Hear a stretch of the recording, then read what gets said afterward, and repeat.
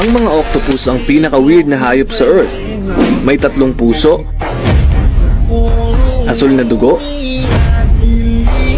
kayang magpalit ng kulay, at may teorya pa nga na nagsasabing galing ito sa kalawakan.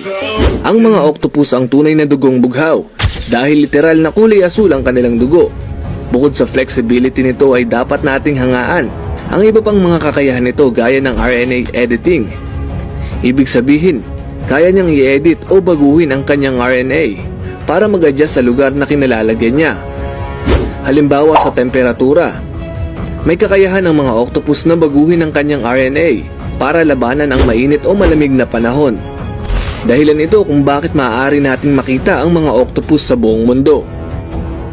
Hindi lang ang kakayahan niya sa temperatura ang kaya niyang baguhin, pati na rin ang kanyang mata, ilong, mga kamay, at maging ang kanyang pag-iisip.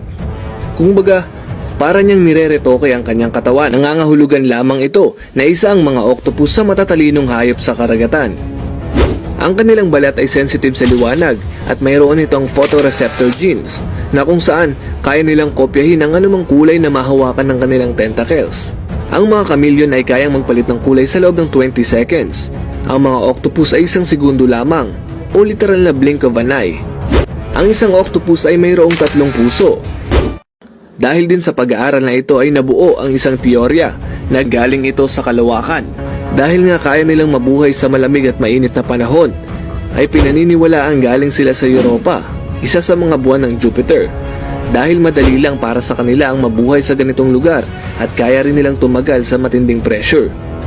Dahil kung babalikan natin ang history, ay isa ang mga octopus sa mga unang nabuhay 500 million years ago.